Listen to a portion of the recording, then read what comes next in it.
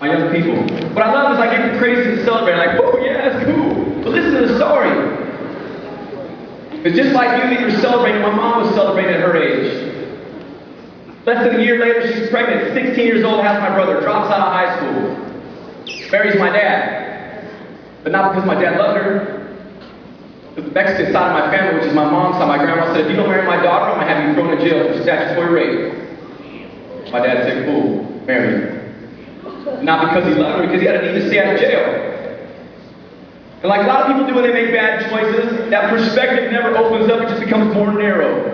And instead of learning and opening up or waking up, slapping themselves inside the head and like, hey, maybe I should slow my roll. I just had a kid at 16. Maybe I want to quit drinking so much. They just kept going.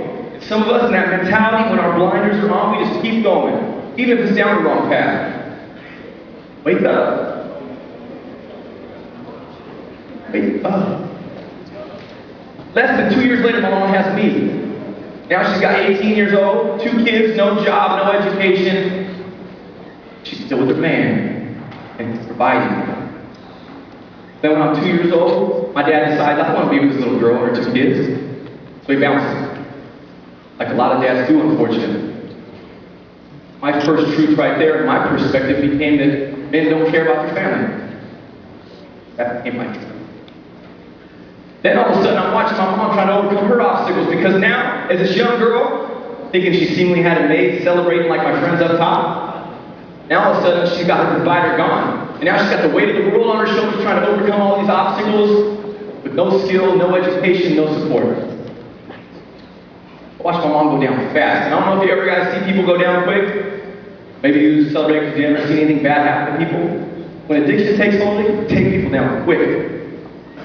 I watched my mom. By the time I was 9, almost 10 years old, my mom, this woman that loved me, that I felt as a kid, to being a full-blown crack addict. And the only way she could pour herself in that lifestyle wasn't about being a mom to us. It was about being an addict. Without an education, without any job, how are you going to provide for your addiction? The only way my mom could do that is to sell her body for her drugs. See, in the bluntest of terms, we'll call that a crack whore. That's my mom. My perspective in life as a young boy was warped. And it got even worse, because even when my mom did that, watched her go down that hill, I was still this little dreamer in my room, watching these crazy fights go on, my mom and whoever she was with, friend, homie, dealer, doesn't matter. I was just sitting there like dreaming, like, how do I get out of this? How do I get out of this?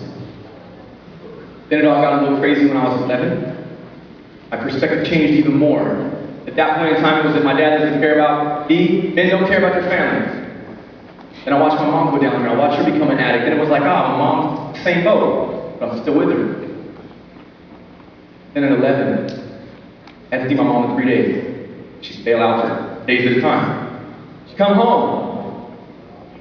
11-year-old boy, you can imagine, I've been alone with my older brother for 3 days. I walk out onto the porch and I'm excited to see my mom and I'm looking at her. She's sitting in this car that I'd never seen with a dude I had never seen. And I'm just standing there like tripping out, like, why aren't you getting out the car?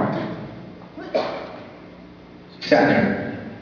Then all of a sudden, I just stood waiting too. Then all of a sudden my dad pulls up this red Dodge Tracer van. I hadn't seen my dad in years at this point in time.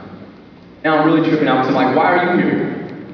I watch my dad get out of the car. Now my mom decides it's worth it to get out of the car and she goes have a conversation with my dad.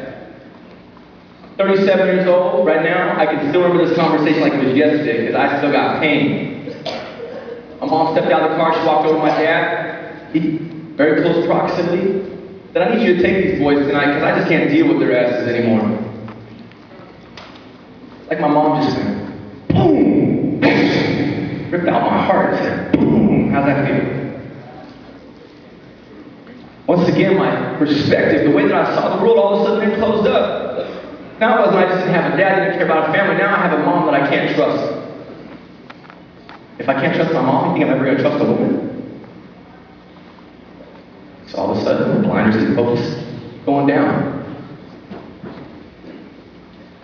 I need you guys to realize, when I share this story, it's not because I want you to be like, ooh, that's sad. I'm not trying to make people cry. I'm not trying to make it sound like I got it any worse than anybody